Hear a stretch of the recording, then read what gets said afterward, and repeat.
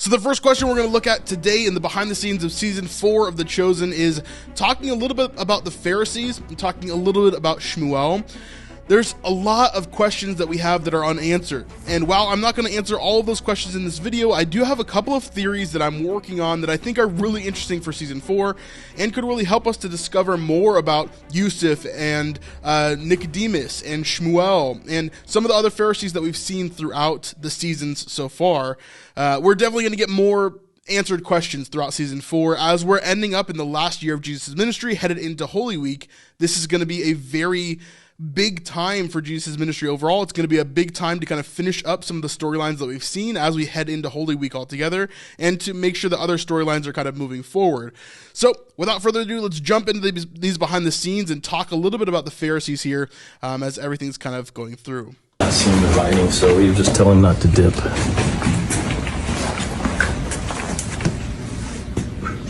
So this scene here, I'm going to pause it really quickly because we're going to see a lot more about this scene, but I'm going to wait a second because we're going to talk more about it later on, but I wanted to pause it here specifically because we can kind of see the characters that are in this scene.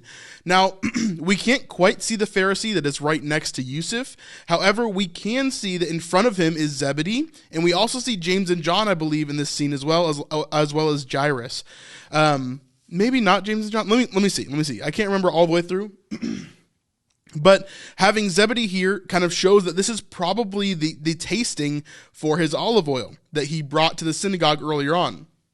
Now, we saw that this is going to be probably in episode 1 of season 4, as Zebedee brings his olive oil to the synagogue in order for it to be tasted, in order for it to be blessed. He brought a lot of different tastings, a lot of different like types of oil, a lot of different stuff to come and to show them at the synagogue for whatever reason. Now, we don't have all the answers to that, obviously, of what they're doing, but this could definitely be a part of that scene here, as we see Yusuf and Jairus, some of the same characters that we saw approaching Zebedee at the synagogue before. So let's continue to check this out.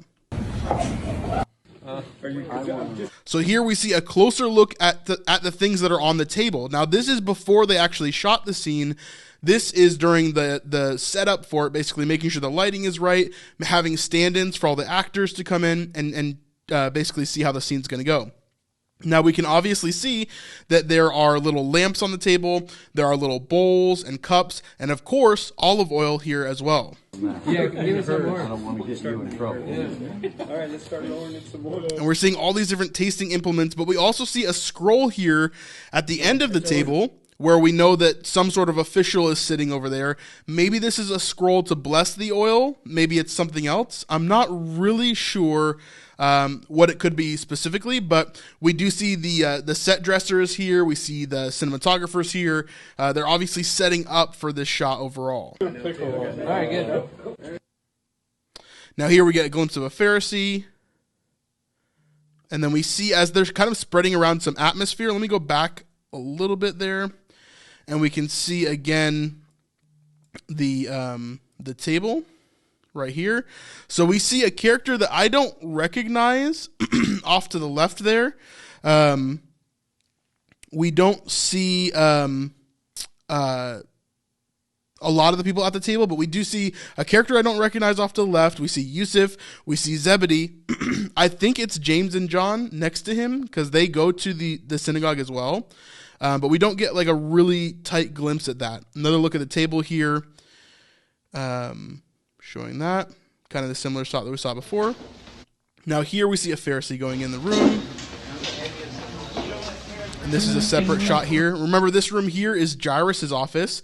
So this is probably a scene with Yusuf and Jairus, as we're kind of hearing that they're going to be a more dynamic duo, that they're going to kind of come together and have some more scenes together, which is pretty cool.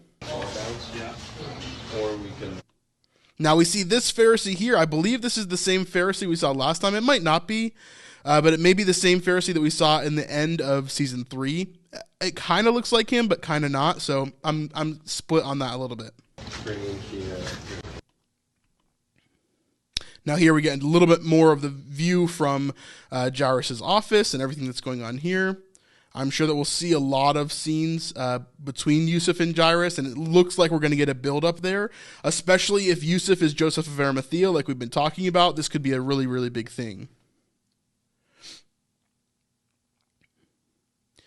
of course, just showing how they get that atmosphere. So a lot of times what they're doing in that scene when he's kind of waving that around is they have, like, they're similar to fog machines, but they're more like hazers that spread this smoke around the room, and that's to help with like light shafts and making the scene look very atmospheric, make it look more real than just like a set that's perfect all the time. And so they're kind of waving that around to diffuse it all over the place so the light looks great. Now I pulled out this one in particular because this, I think, is in the Sanhedrin. Now they've taken pictures of this throne before. I couldn't tell if this was in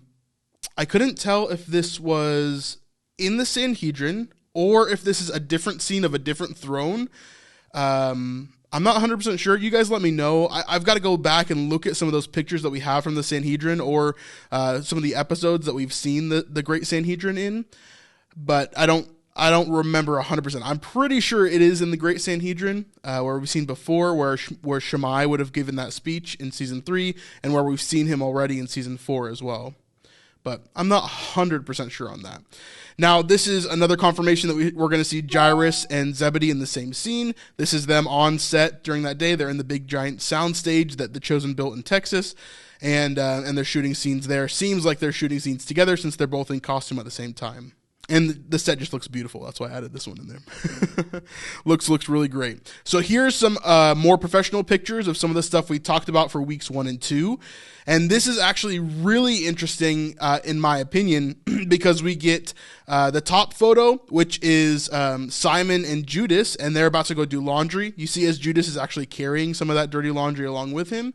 They're kind of walking through what seems to be around Tent City area.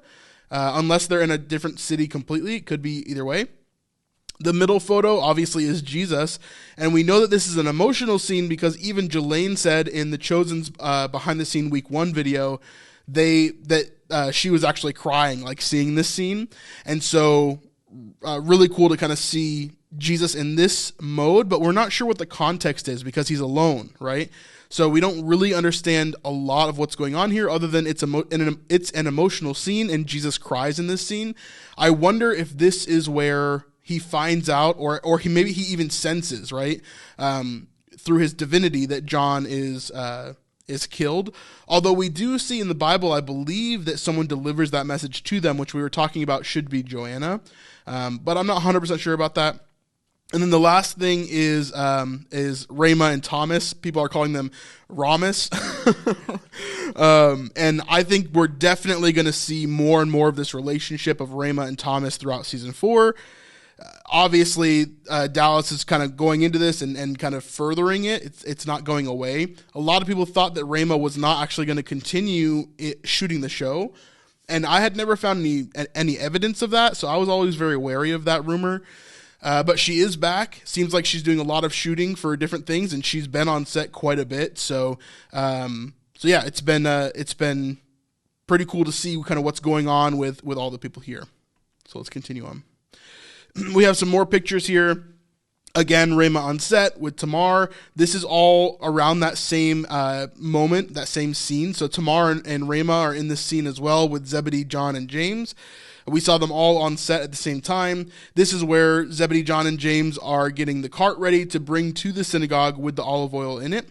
And then at the very bottom, we see as Simon is in the middle of doing laundry, making sure that their cloaks are clean and all that. And that's a scene between Judas and Simon there that is supposedly supposed to be a very telling scene for Judas specifically. Now, this, we see Yusuf again. We've known that he's been on set. This is just another confirmation of that. And then we see here a little bit of behind the scenes of wait, what is this shot? This may be a different shot. I'm not sure. Oh, this is like the Torah room, I believe, that we've seen before. Now here we see, again, that close-up of the olive oil tasting that they're doing at the table with Zebedee. And we're seeing two Pharisees here. We know that the left one is Yusuf. We don't know who the right one is. I don't think it's Shmuel, but it could be. Now, we are going to see Shmuel here in a second, though, so keep an eye out for that. And then we see the Torah room here in the synagogue somewhere. I'm not sure exactly if we've seen this room before. This might be a new room to the set altogether that we're seeing for the first time, but kind of cool to see some of the behind the scenes there. Now we do see Shmuel in this image that was posted online earlier last week. And obviously we have Shmuel here. So this is the first sighting of Shmuel that we've really seen. Now we thought for sure that we might have Shmuel in some of these scenes that we had been breaking down, but we couldn't verify it because a lot of times his face was covered up or he was hidden in the background and you couldn't really tell if it was him or not. But now we definitely get confirmation that him and Yusuf are in a scene together, and that like here Shmuel is not like angry at Yusuf. He seems to be having a conversation with him. Yusuf looks a little bit distressed maybe. He's not quite focused entirely on Shmuel, so maybe there's someone else in this conversation as well. But for me, I think that this is going to be a really, really interesting thing as we get into season 4, because Shmuel is such a question mark for me right now. Where is he at? Like, does he believe in Jesus? Is he trying to follow Jesus? Is he trying to figure out more about Jesus? Does he want to seek other people's opinions about Jesus? Is he going to go try to talk to Nicodemus this season? Is he going to try to talk to Yusuf about it and really go on that trail? Is he going to try to talk to Jairus about it? How far is he going to go? And now we've said since season 1 that Shmuel really is someone who's trying to seek truth. And he really is someone who wants to follow the law to the best of his ability. Remember in season 1, he said, the law is God, right? And in season 3, we kind of confirm that Jesus is the law, right? And we see that he is the embodiment of the law in many ways. And so as we kind of walk through that, Shmuel may be coming closer to the truth that he's trying to seek, because Shmuel isn't just this evil character. He is someone who is trying to do right. He's trying to do the right thing when it comes to the law, when it comes to God. He wants to serve God to the best of his ability. And even when he's partnered up with people like Shammai or Shammai or Yanni, he's felt uncomfortable in a lot of those situations. Think about season 2, the finale of season 2, when they're sitting with Shammai and Yanni, and Shammai is telling them that yes, they're right. They absolutely need to go after this Jesus guy and everything. And he's making it this really, really big deal. You can see that Shmuel, it's just like that joke from season 2. Too many names. You can see that Shmuel is getting physically uncomfortable, and yet he continues to go along with the plan. And in season 3, they make that new edict, but he's like trying to figure out what to do, right? Now I know that some people have talked about him maybe being Paul. Some people have talked about him maybe being a follower of Jesus. I don't know if he would be Paul. It is possible, right? Paul was a Pharisee of Pharisees.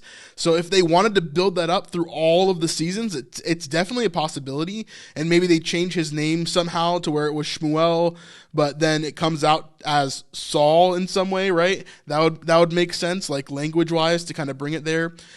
I'm not 100% sure. There's a lot of unanswered questions, but it is interesting that we do see Shmuel again, and I'm excited to see the future of what he brings to the show and who he becomes throughout all of it, because Shmuel is an interesting character, and I'm really, really excited to see him.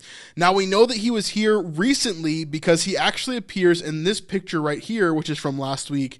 And this is actually the cast and a bunch of the crew and a bunch of people going to a Renaissance festival over near the shooting location in Texas. And so we see Sean, I believe is his name here, and he's with the rest of the cast and crew.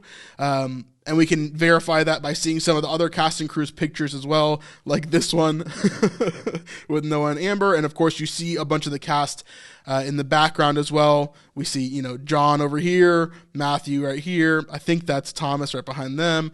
But you see a bunch of people just kind of hanging out and at this Renaissance fair. If you like this part of the stream, then you can watch our entire live stream over on our Patreon, patreon.com/thesnipelife. It is seriously a massive, massive help. And truthfully, this is the biggest way that you guys can help our ministry and continue to help us going in the future. So thank you very much, and we'll see you on the next one. Peace.